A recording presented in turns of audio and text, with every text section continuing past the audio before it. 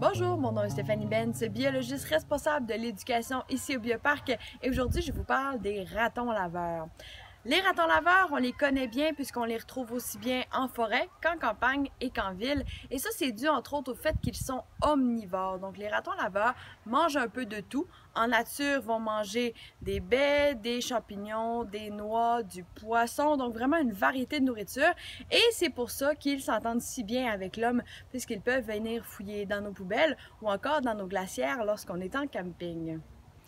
Le raton laveur est connu d'ailleurs pour ses habiletés à ouvrir toutes sortes de choses, question d'accéder à sa nourriture, donc capable d'ouvrir des poubelles, des glacières, des fermetures éclairs. Certains sont même capables d'ouvrir des pots de beurre d'arachide vissés.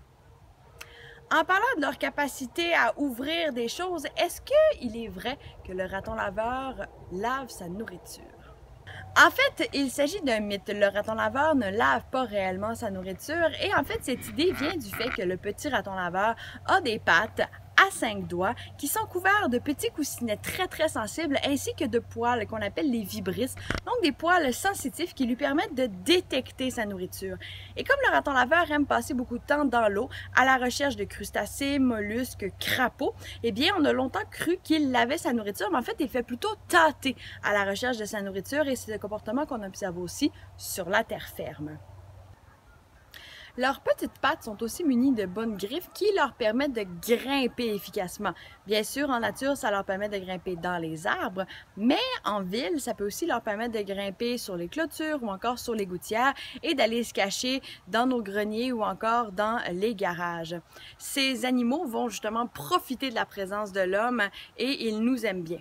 Malgré tout, même si parfois ils sont un peu curieux, s'approchent, viennent quémander de la nourriture, c'est un animal qu'on devrait quand même éviter d'approcher et surtout de nourrir. C'est pas très bon pour les animaux lorsqu'on les habitue à l'homme, lorsqu'on les habitue à être nourris, puisque ce sont des animaux, dans le cas des ratons laveurs, qui peuvent être assez agressifs, surtout quand il s'agit de nourriture, et ce sont, tout comme la moufette, le renard et la chauve-souris, de potentiels porteurs de la rage. Et comme la rage est une maladie mortelle lorsque les symptômes se développent, il faut faire bien attention à ne pas approcher ce genre d'animal.